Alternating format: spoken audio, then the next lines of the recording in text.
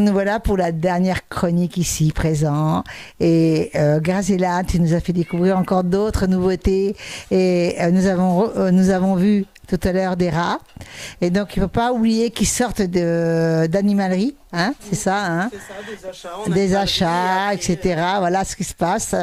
Donc c'est une honte, les pauvres bêtes, et ben voilà, ils sont manipulés, traités, maltraités, achetés comme des jouets et on ne devrait pas. Et j'aimerais que tu me parles un petit peu justement de... J'ai touché tout à l'heure un rat, il a un poil magnifique, mais vraiment magnifique, j'étais très étonnée d'ailleurs. Ouais. Et donc... Un rat, ça se lave encore plus qu'un chat dans la journée, c'est quand même très propre un rat.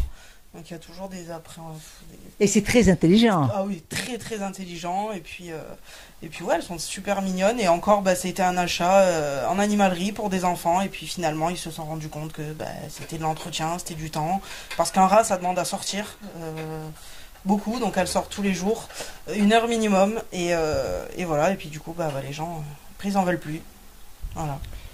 Et ça nous montre bien en fait que toi tu as vraiment l'amour des animaux en général, parce que souvent certaines personnes aiment les animaux, mais il y a une forme de ce qu'on appelle le spécisme. Le spécisme, c'est le fait de dire certains animaux on va les aimer, les chiens, les chats en général, et puis d'autres on va pas forcément y prêter attention, on va pas les aimer, on va voire même les tuer.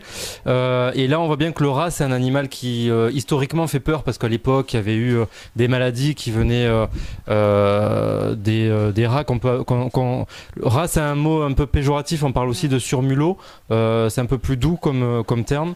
Et en fait justement il y a eu le samedi dernier la journée mondiale pour la fin du spécisme, et le spécisme c'est ça, c'est le fait de considérer certains animaux et d'autres de ne pas les considérer, et c'est pour ça qu'il y a ce qu'on appelle une lutte antispéciste. C'est le fait de dire que tous les animaux méritent notre amour, notre considération, que ce soit des chats comme lui là, des chiens ou des rats, voilà, ou aussi des rats, ou tous les animaux qu'on a pu voir dans ta ferme refuge.